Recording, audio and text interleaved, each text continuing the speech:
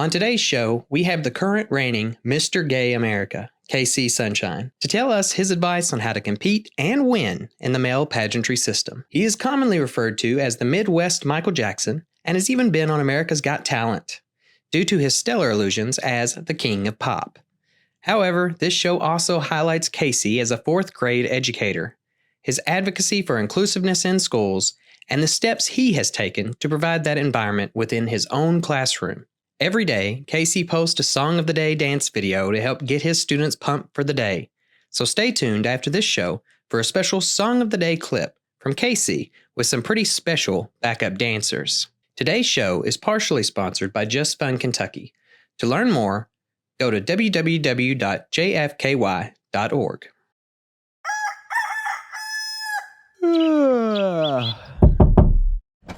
Well, howdy, Miss Halston. Let's go for a walk on the Rainbow Trail. Oh no, the last time you forgot the umbrellas and got us into a whole heap of trouble. I won't forget this time. Let's go. Oh my, those sirens. I feel stormy weather moving in. Girl, that ain't men it's raining. That's sequins and stones. And we ain't got no umbrella. We better run.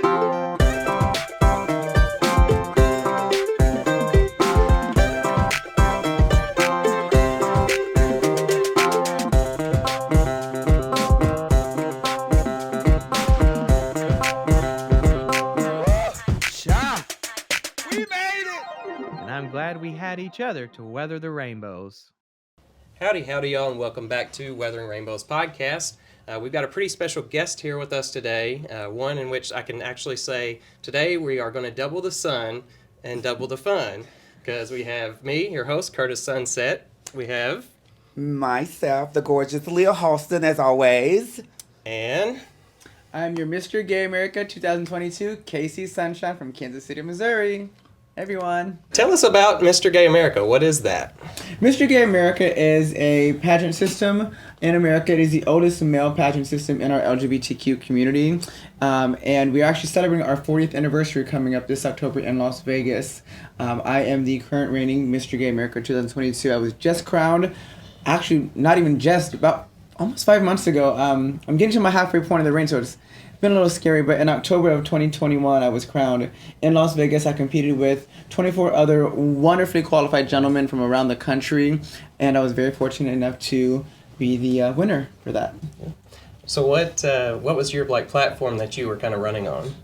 My platform, I'm a fourth grade teacher, so I'm all about the youth, the future of our community, specifically our LGBTQ youth, and so I really work a lot in Kansas City and any city that I go to inspire our youth and let them know that we're working for them. The work that you all are doing, the work that I do, it's not just to benefit today, but it's for tomorrow. So I really went in there not competing to win for KC Sunshine, but for the young KCs, the young Sunshines, those young LGBTQ youth that are coming up behind us.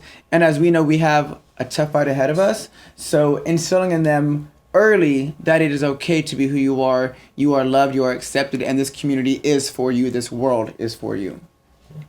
So tell us, we're going to kick things way back. We want to kind of know how you grew up. What was your coming out process, those kind of things like for you? Sure. So I grew up right here in Kansas City, Missouri. Both my parents are also educators. I grew up with two parents who were administrators. So going to school, doing well was never an option. It was, you go to school, you do well, period. Mm-hmm. So from a very young age, I came from a middle-class working family here in Kansas City. Both my parents are second generation. My grandfather came over with the Santa Fe Railroad from Mexico. So hard work, dedication was always values in our household. I came out when I was 16 years old to a very blessed and loving, accepting family. They've always really backed me in anything I do. So coming out as gay was just another way for me to express who I was, and they were right behind me to support me as well. They were actually in Las Vegas when I won Mr. Gay America. That's awesome. My entire family came and spent the week in Las Vegas. My grandmother, mom and dad, my brother, his roommates. I have another brother who couldn't make it. He stayed behind to take care of all the family pets. So he was supporting from here in Kansas City. And then my aunt in California came down as well. So I was very, very lucky, and it's because of those values of dedication, hard work, integrity, a strong sense of family that I've been able to work as hard as I have and do the work in the community to bring us together and to work for our youth. Again, giving them that love and that hope that I was given as a child. It's amazing. Yeah. Amazing. Now, are you the youngest Mr. Gay America? Am I the youngest? I'm actually not as young as I look.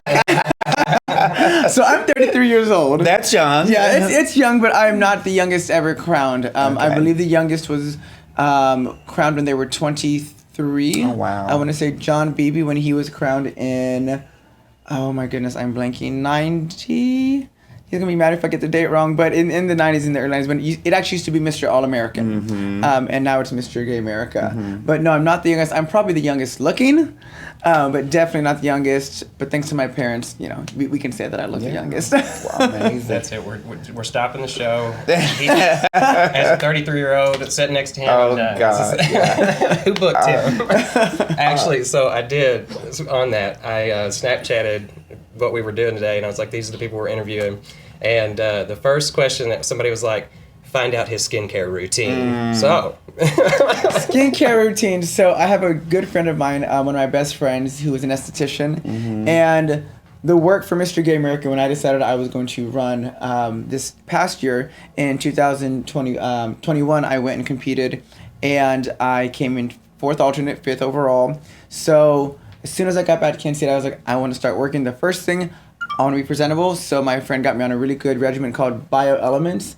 It's a 3-step you can get on Amazon. $100 you get on Amazon, and you just renew it every 6 months. And it's literally just face cleanser, toner, and moisturizer morning and night, and boom. Wow. But I got on it because I knew I want to be the best I can be, and how you present yourself is important. It's so very important, yeah. I want to make sure the skin was on lock. We were just talking about skincare last night. Like, we're like at an age where we're trying to fix everything and do everything. So it was like trying to compare like what products are the best products to get. So how do we fix the under eyes? yeah. Yeah, oh my gosh. Well, especially now performing so much, skincare is so important to me. I want to stay this good looking. Not that I'm vain, but I want to stay presentable and, you know, and keep my outer image to match the inner beauty that I feel. So especially with all the shows and traveling that I have been doing as Mr. Gay America, my skincare is very important to me just to take care of myself. Now, so was America has that been your only pageant system you've competed in?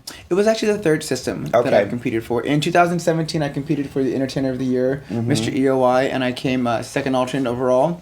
Amazing experience. The EOY system actually really inspired me to be more creative in my own life, because they're all about creativity and what's new, what can you add. So that really pushed me to be more creative in things that I look at. The USofA system also, I used to live in Texas for 2 years, and the USofA system is huge in Texas. It's the system there. So my drag family in Texas really pushed me in that aspect to be the outgoing performer that the USofA system looks for. So in 2018, I was Mr. Gay Iowa USofA, competed and made top 10 at Mr. USofA that year.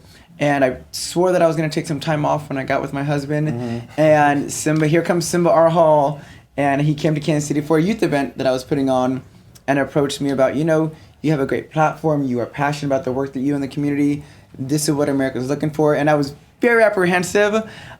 We just got engaged, and so I really wanted to focus on my first year of teaching, my wedding, and my husband said, you know, if you have the drive for it, we'll support you, I'm going to support you, let's go for it, and we'll do it all in 1 year. So in a matter of a week, I was married in Las Vegas. 2 days later, I competed my first time for Mr. Gay America. And then that following week, when I returned to Kansas City, I started teaching in the classroom. Wow. So again, it's been wonderful to have all the support of my family. And like I said, my husband has been a wonderful time. Yeah, support is very important. It's key. Yes, exactly the key. So I know that you said you're a teacher now. Yes. And obviously it's a unique time in America to be a teacher and a gay individual. One of the things I was really inspired by is I know you're doing the song of the day, and in the background you can see the rainbow flag and the Black Lives Matter flag and various flags. How are you so confident in putting that in the classroom? I'm just unapologetically myself, and I try to really push my students to be that way as well.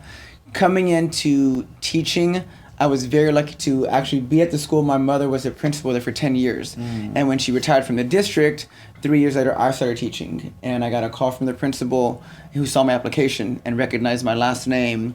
So going in, I had a benefit of knowing the environment, and my mother worked really hard to make it an inclusive school, to be very open. I'm also in a school district that is very supportive. We have a very strong discrimination policy and clause that protects not only those of color, but also gender identity, gender expression, sexual orientation. So I have a very supportive system that I work for. And again, it was never a question of how I decorate my classroom. I wanted rainbow flags. I wanted the Black Lives Matter flags. I teach in a predominantly Latino population, and 95% of my students are first generation, Spanish speaking only, coming from Latin America. So every student that comes into my class, I find out where they're from and I put their flag up on my wall so they feel represented. I've got students from Venezuela, Colombia, Puerto Rico, Mexico. I got a student this year from the Congo who was a refugee from Africa. That's amazing. Only speaking Swahili. So I've been learning Swahili this year, but again, putting his flag up to show that this classroom is one for all. It's not just one type of student, one type of teacher. It's everybody here in my classroom. That's incredible. Yeah. So, and I also know you are an incredible Michael Jackson impersonator. How did you get started with that, and what was that journey like? I've always loved Michael Jackson. Since the time I could walk, I was dancing. My parents said at conferences, my teacher would say, he won't stop tapping his feet. He won't stop dancing. So they enrolled me in dance class, and in learning dance, Michael Jackson is integral to anybody who's in the dance or even performing world. So I've always loved Michael Jackson, and it was on a whim in Houston. I was performing in an open stage with Coffee, who has been a wonderful mentor of mine in Houston, Texas, and I did a snippet of Michael Jackson. As boy, no makeup, no wig, no costume of Michael Jackson really. And she said, when you did that 30-second snippet, you came alive, the crowd was enthralled. Go home and next month come back and go full Michael Jackson. And at the time, all I did was get the costume. And something clicked and I started rolling into it and getting into it. And then the girls of Texas took me under their wings and were like, this is how you do this makeup, try your nose contour. To where now I've been on America's Got Talent 3 times. I've traveled the country as Michael Jackson. It's actually taking me next week to perform in Phoenix for the Super Bowl. Wow. It's been amazing, but truly I never thought that one night of a Michael Jackson snippet in a show would lead me to be the Midwest Michael Jackson that I am today. That's incredible. What was being on America's Got Talent like? It was a great learning experience. I didn't make it to the show, but they kept me for 2 days doing B-rolls and having me do my makeup, and they brought me in to do some special spots. So it was really a great experience just to learn. And actually, it was about 5-6 years ago that I was on, and then they showed a couple clips of me, and this past season someone texted me and said, hey, you're on America's Got Talent. I said, I think you're thinking of another Michael Jackson, because that was, a few years ago. They took old footage and put it back on and reran it. Oh, wow. And my first thought was like, I did not get my royalties for this, but I'll take it 3 times on America's Got Talent that I can use for a tagline. That's awesome. We have a old coworker that started at Play when we first opened, named Nick, who is on production with America's Got Talent. Now he's always trying to get us to do things, and just recently, maybe last year, they wanted the Playmates to dress up as the Spice Girls and come on the show, but Play was very against it, so we was kind of disappointed about it. Oh, if you ever get a chance again, do it. It's really incredible to see what goes into the work that we see on the television. For the 15 minutes that they show before a commercial, there's maybe 3 or 4 hours of shooting behind the scenes. It's really awesome. And the first time I went, I didn't make it that far in shooting with them. The second time, I was fully prepared and I had like 3 different looks, and I took wigs with me. And so after the first time, the producer saw me, they said, can you stay? Do you have any other looks? And I was like, I'm ready. How many looks do you need? How Right. long do you want me? Right. So they were able to get several looks out of me. And it really is due in part to the drag community and the people in the community that have instilled in me professionalism. Yeah. And so I took that to America's Got Talent, and that's why you've seen me 3 times on there. Yeah. Might be for 2.5 seconds, but that's 7.5 seconds I'll take. I definitely love the energy. Like I'm always like when I'm getting up for work and I get on that Instagram and I see the song of the day, I'm like getting ready for the hospital. I'm like, come on, yeah, Yes. that's my song, So that definitely gives me some energy. So we appreciate that what you do. Well, thank you. For the kids and just for you and whomever. Thank It you. definitely gets my day started. That's that song of the day. It's just a way for me to put out positive energy every morning, and it came again. Something that I do every day that I love to do. It was just a whim one day. I was recording on Snapchat in my classroom, and a student walked in and was like, "What song is that?" And it used to be I would just play random music and let it play in my classroom. And then I thought this would be a great tool to let the kids focus. So actually when they come in, they keep a list of every song of the day that I do. And at the end of every week, I give a prize out for students if they have a certain day. So it's a way for them to focus, and it kind of gets them in the good mood. Kids are walking in my classroom. I want to come in. I'm like, you're not in my class until next year. We'll wait. But it's just a great way to focus with some positivity is what I'm trying to do with the kids. So I know you're a 4th grade teacher, correct? Correct, yes. What is that like with the youth? How do you, and you being a gay male, what's their reaction? Have you had those kind of discussions in the classroom? Has things come up about that? Yeah, they have. I've never come out and told my students that I am gay. What I've done is just made it an integral and integrated part of who I am. So in introducing myself to the students, I don't take time to sit here and say, my name is Mr. Herrera and I'm gay. I'll show them a picture of my family. This is my mom, this is my dad. Now here's a picture of me and my brothers. Now here's a picture of me and my husband. Here's a picture of me and my dog. So it's part of the norm. And there have been some students that have questioned, wait, you have a husband? And I'll never forget the first year I was teaching, I almost cried. A student raised his hand and, you have a husband? And I said, yeah, I do. And I was waiting, there were crickets, and another student just said, that's so cool, Mr. Herrera. What else can we learn about you? So nice. And so I think it's just normalizing that every family, every person is different. And those diverse traits about us don't change the fact that we're still a good human being. Yeah. And I have had wonderful support from parents. There have been a couple that have pushed back and who wanted to speak with me about the way I presented myself.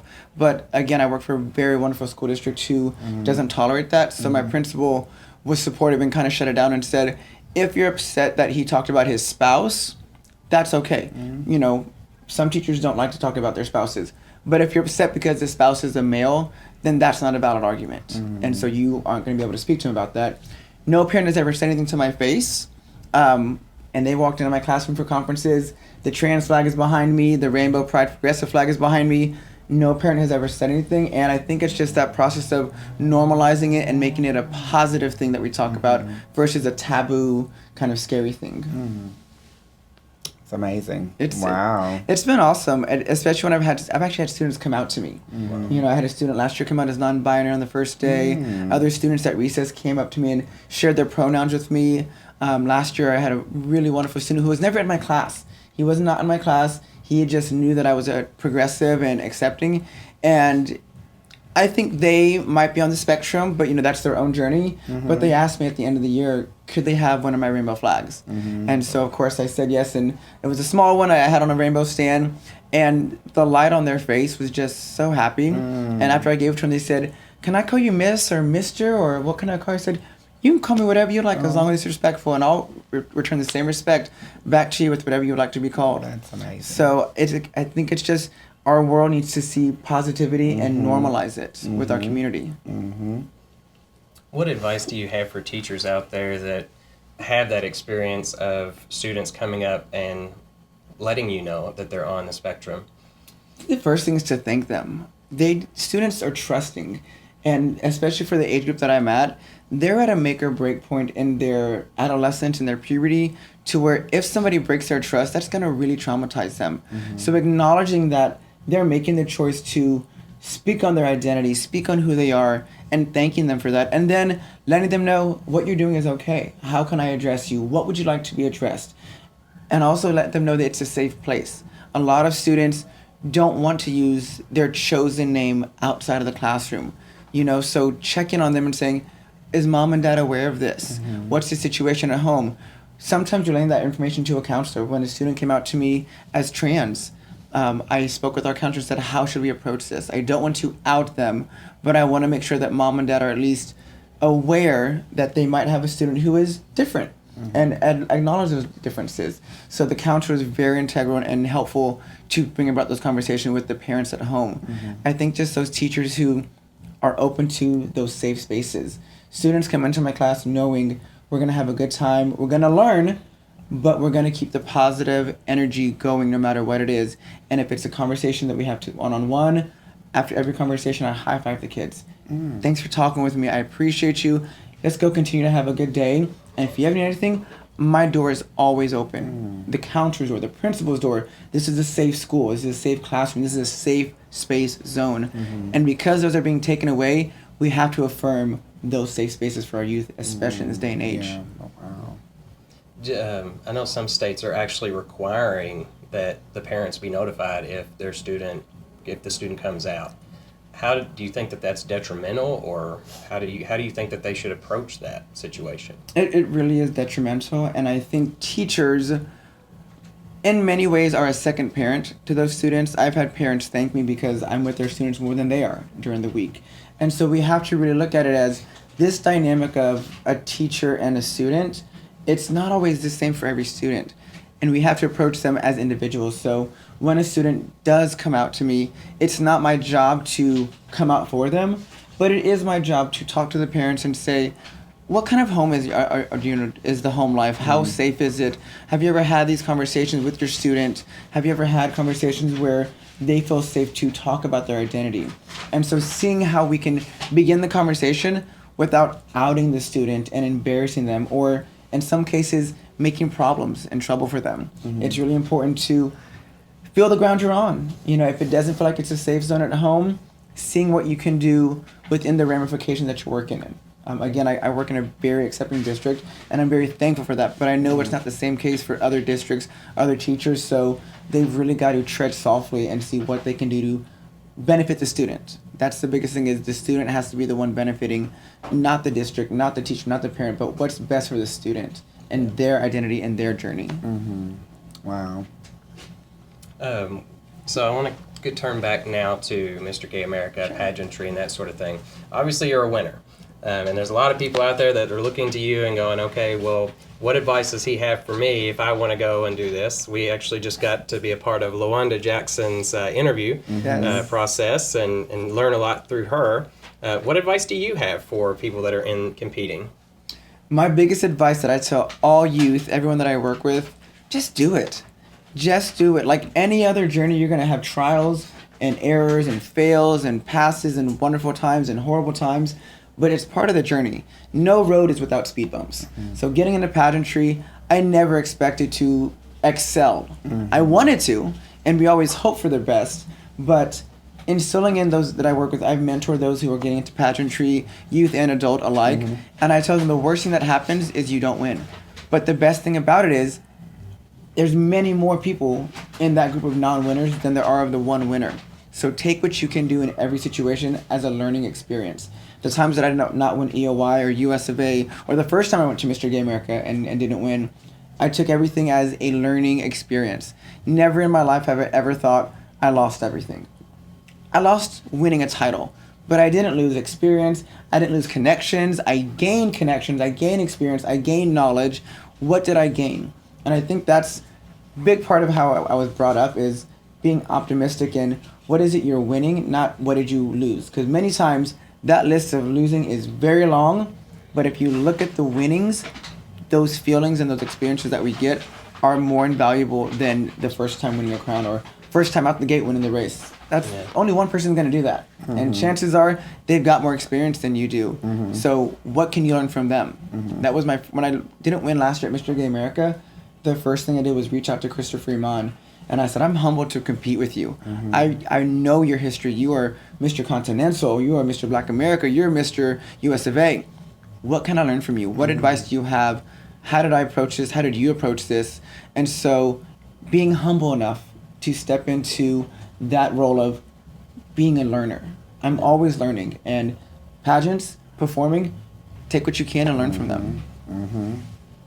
So I know every entertainer has a moment of panic or a wardrobe malfunction or something fun that happens that they aren't quite expecting. What's one of those stories for you? Oh wow! Well, for every winner, I promise you, we have our mishaps, and there were plenty before I went to Mr. Gay America, and they happened within about a maybe 7 to 8 day mark. I was doing really well, and then about a month before, one of my drag moms checked on me. She said, "You haven't had any mishaps, have you?" I said, "No, I haven't." She said, "Get ready."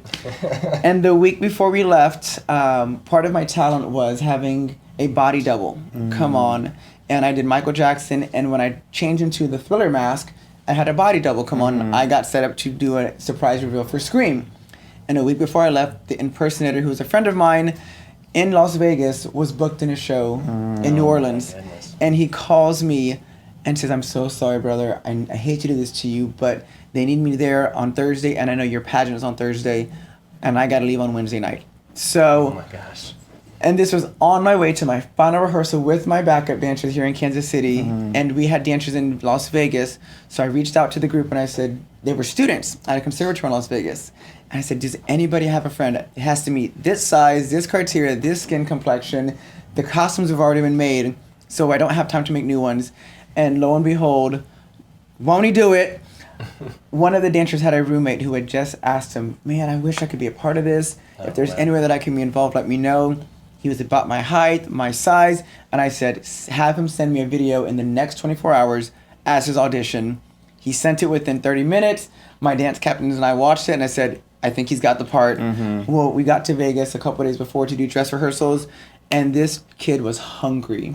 And so it worked out to the best, but I was scrambling, and I had a moment of panic of, if I can't make this work, my entire final night talent is not going to happen the way I have it set up. So there were other mishaps in Vegas, costumes ripped, and friends of mine who in Vegas, Marco Ross was a huge help and helped sew a couple costumes last minute, but things happen.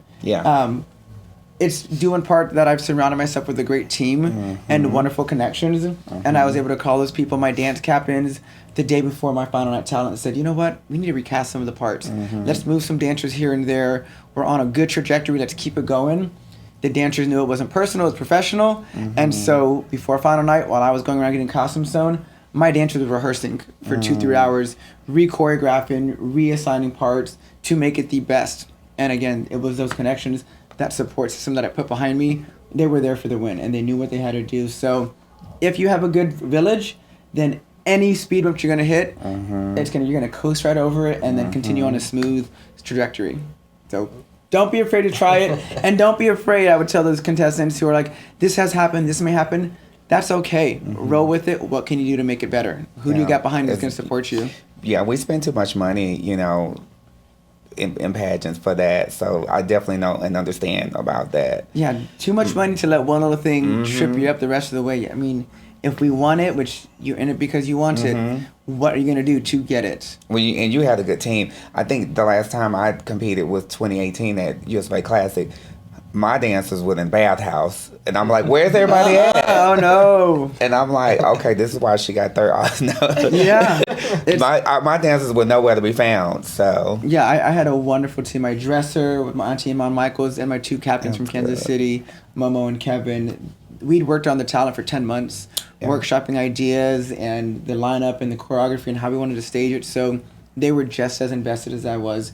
And when it came down to re-choreographing and rehearsing, I said, "I don't have time." They said, No. You hired us for this. This is why we're here. You go take care of Mr. Gay America. We'll get talent ready for you. This is why you brought us. And even my dresser said, "Nephew, go. I got it. I'm here for you. We got you."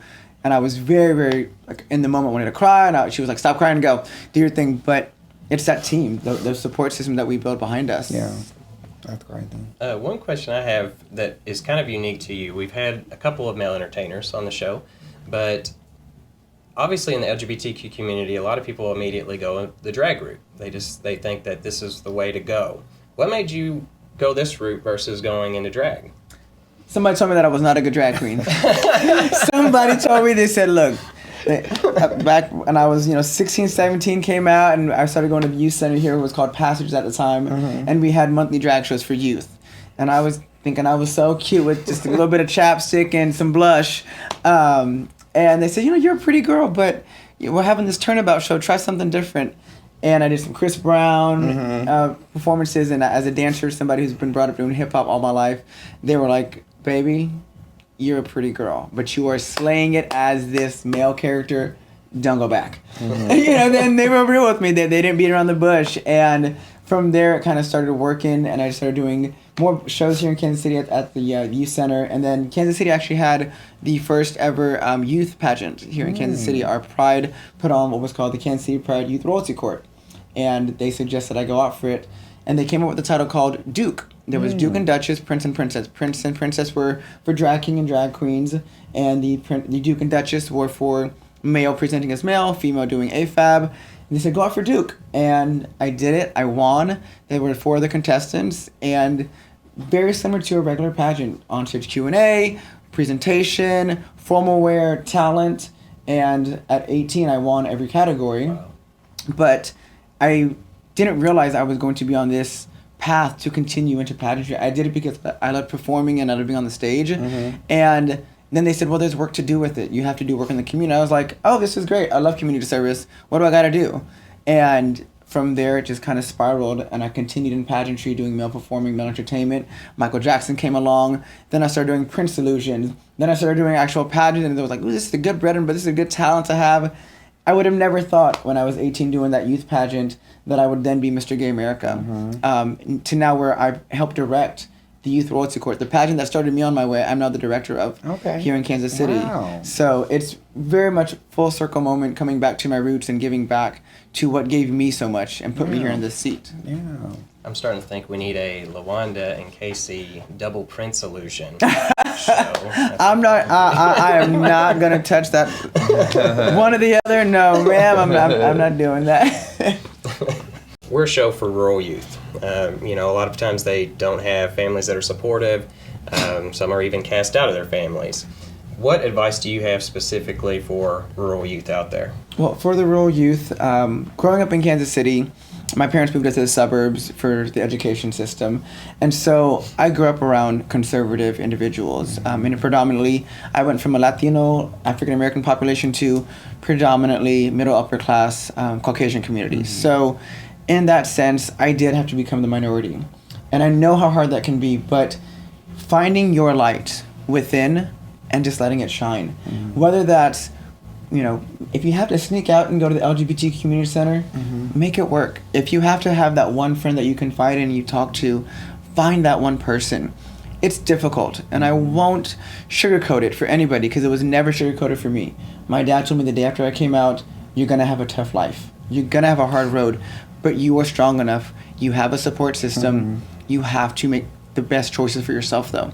And I think those youth that are in those rural areas, that are from the small towns that don't find the support, continue looking within you first, find that love in yourself, and then go out in the world and find out where can I give this love and where can I receive it back to me. It won't be easy. There's no easy way to finding happiness. But if you find it within yourself first, I promise you then you're going to find it in the world. And you just got to continue to push forward. Eventually, you move out of your small town, hopefully find a new city, whether it's a big city or just another small city where there's more support, but keep pushing. The world is out there, and there are people in this world that will love and support you for who you are. Sometimes you gotta look a little hard for them, but I promise you they're there. I think that's great advice. It is.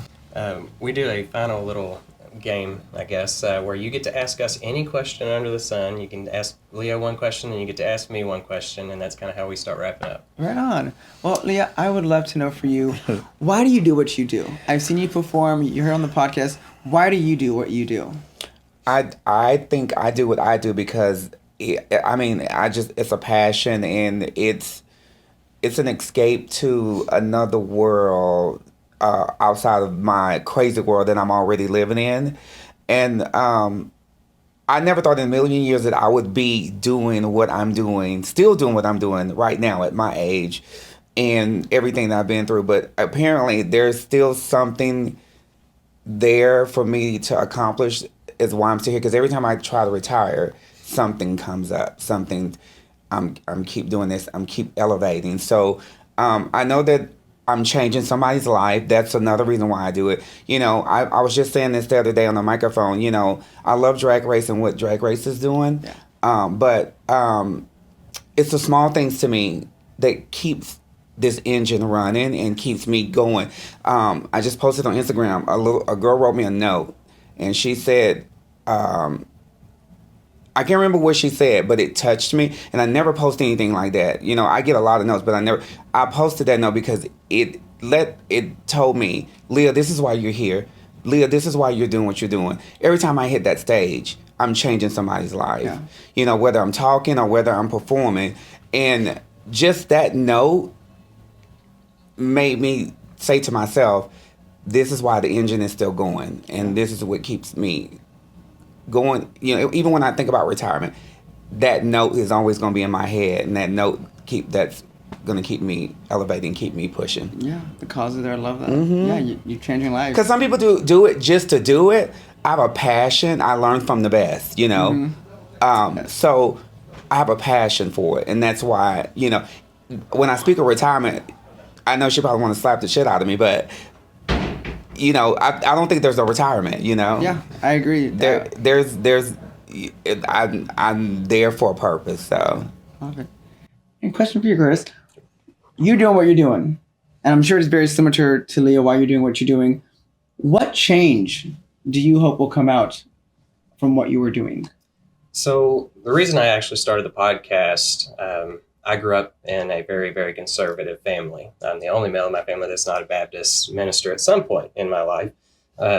And that struggle as a child, knowing that there was something different about me, not knowing really what to call it, because there was no gay influence around me. There was no gay visibility, for sure. You know, today, I love that you can turn on the channels and find that. But in rural areas, those kids still can't do that.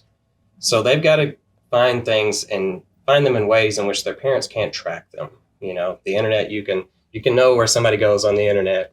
Parents know how to figure that out, especially even younger parents today. Mm-hmm. But what a lot of parents don't understand is podcasts. So a kid can go on Spotify. We were the first video LGBTQ podcast on Spotify, to where they can go and they can actually watch something, learn from it, learn who they are, learn about their identity, and have to where they're still safe enough to know that their parents aren't going to discover it. Because a lot of parents don't use Spotify. They don't use a lot of those kind of podcast systems. So for me, what I hope comes out of this is, you know, that the younger generation, those that live in those rural areas, can learn about themselves safely, so they don't feel as alone as what I did, and, you know, other kids like me whenever we grew up in those kind of families. So, thank you. I'm going to wrap up with one final question to you. Obviously, any winner has a whole host of people behind them that have helped them. I know you've recently married, and I know you have, you know, your drag family and stuff like that. I'm going to give you the opportunity now to, you know, talk about some of those people and to thank them for where you're at today. Oh, wow. You want me to get emotional then, huh? You know, I've got to give first, she's no longer with us. Desiree Love is a Kansas City icon, beautiful trans woman who took me under her wing when I was 17 years old and said, let me teach you the right way to treat people. Let me teach you the right way to get on stage, to carry yourself not only on that stage, but backstage, and really instilled in me the values of what it means to be community, what it means to be that person that, yeah, you're on stage and you're wonderful, but how can you take that to the audience? And so Desiree Love, losing her was one of the hardest things, but every time I'm on stage, I feel like I carry a little bit with her, of her with me. And she was with us at Mr. Gay America. She truly was. My auntie, Iman Michaels, who was Desiree's daughter, has been incredibly supportive. She makes all my Michael Jackson wigs to the T. And again, she was in my corner. Biggest up, of course, to my husband, who supported me on this journey. Before I was Mr. Gay America, I was Mr. Gay Missouri, and I traveled to all the different prelims for the Miss Missouri system. And he stayed at home every weekend, making sure the house was taken care of, our dogs and our cats were taken care of. And beside when he was with me, my family was there, going over to house at Forest, check on the dogs, few friends did it for us as well, but my mom and dad truly have always been so supportive. And anytime you see me on stage, if I have a microphone in my hand, I thank my grandmother. Every outfit you saw at Mr. Gay America was touched by her sewing machine at one point or another. She does all of my alterations from my interview suit to Michael Jackson costumes, if something needs fixing. So if you see me on stage and you see a costume that is beautifully fitted, it's done by my grandma. I order them, and then she retailers them just a little bit so they fit that much perfect. And I would have not won had she not been so wonderful all year, taking in costumes, altering them, getting them to me back in 24 hours when I would have a prelim the next day that I needed the suit for. And so I really have to thank my family, but specifically my grandmother has been truly supportive. How many grandmas in the LGBTQ community are there not only supporting their child, their youth, but saying, give me your stuff, I got a sewing machine. She's also saved me a lot of money on alterations, so I thank her for that too. I take her to dinner every once in a while and thank her for that, but really my family has been wonderful, both given and chosen. I'm very, very blessed in my life for that. Well, thank you so much for being a part of this show and doing what you're doing with the education world. I love that you live so boldly. You know, being able to watch your Instagrams and stuff like that and seeing those flags in a classroom, man, I think of what that would have meant to me growing up. And so I really appreciate all that you're doing for all of us out here. Thank you both for having me. Thank you for being here.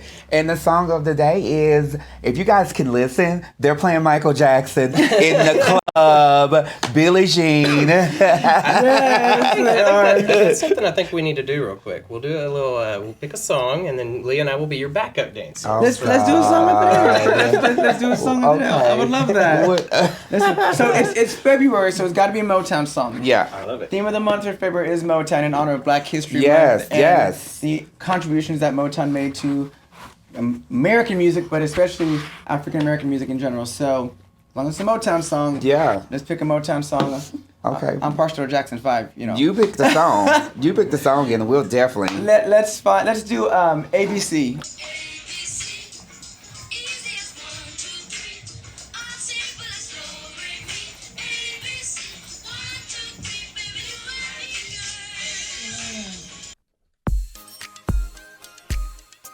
Well, folks, that's all the time we have for today. Don't forget to come on back now. I know we all love a little vibration, so if you are not already, go ahead and subscribe to this podcast. And we will surprise you on occasion with a new release vibration in your pocket. But in the meantime, if you find yourself alone or crossing new horizons along the Rainbow Trail, and you need a friend or even a laugh to get you through those dark and stormy nights, holler on out to us at www.weatheringrainbows.com, where you can find shelter in the blogs, videos, and other episodes that will hopefully keep you out of a whole heap of trouble. So until next time, y'all, giddy up, be true to yourself, and make the best of life. And wherever the wild tracks may lead you, may the rainbow always touch your shoulder.